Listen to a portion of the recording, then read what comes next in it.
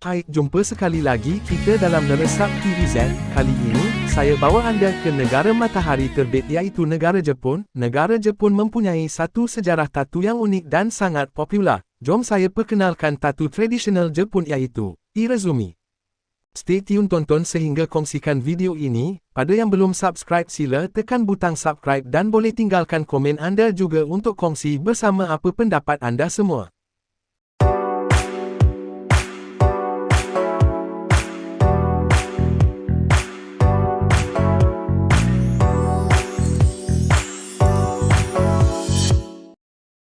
Irezumi, tatu tradisional di Jepun.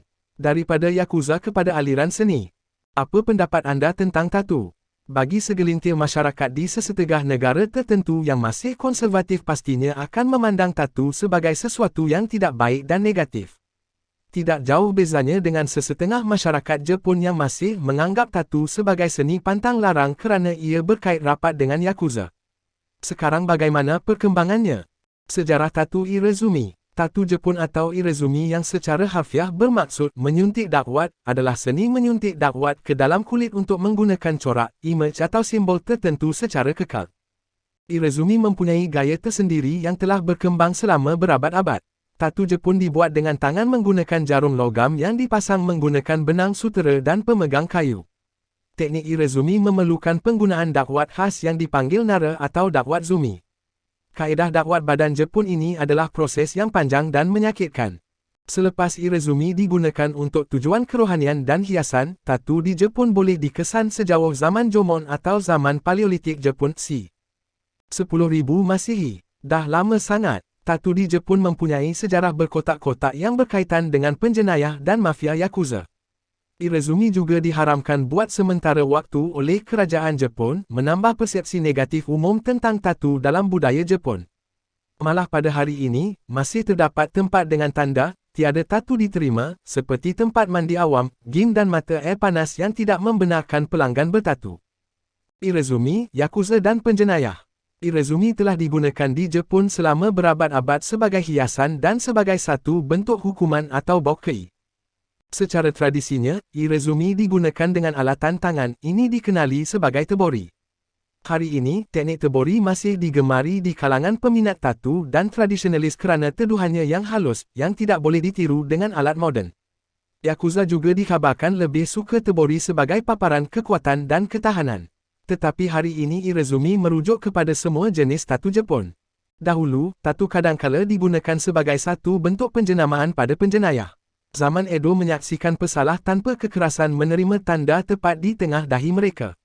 Tatu adalah unik untuk setiap wilayah dan mungkin berbeza-beza bergantung pada jenis jenayah yang dilakukan.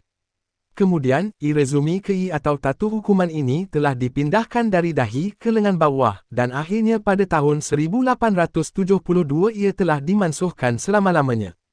Semasa zaman Edo, kumpulan yang dikenali sebagai Bakuto mula bereksperimen dengan tatu seluruh badan.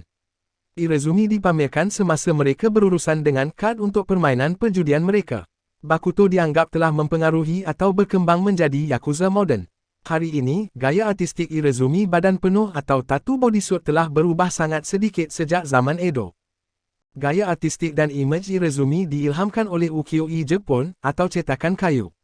Cetakan ini sangat popular dan diedarkan secara meluas semasa zaman Edo.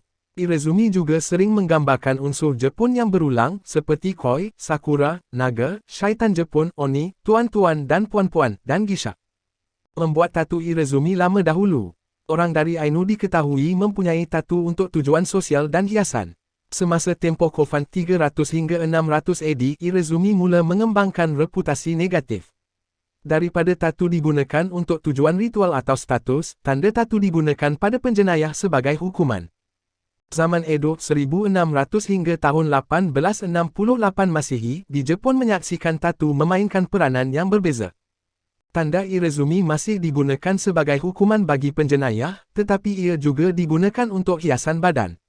Ini diakui sehingga kini. Apa yang mendorong tatu Jepun untuk terus berkembang sebagai seni adalah daripada percetakan blok kayu dan penerbitan novel Cina Suikoden, kisah keberanian dan keberanian yang digambarkan dalam cetakan blok kayu mewah yang menggambarkan lelaki dalam adegan heroik dengan badan mereka dihiasi dengan binatang mitos, bunga dan naga.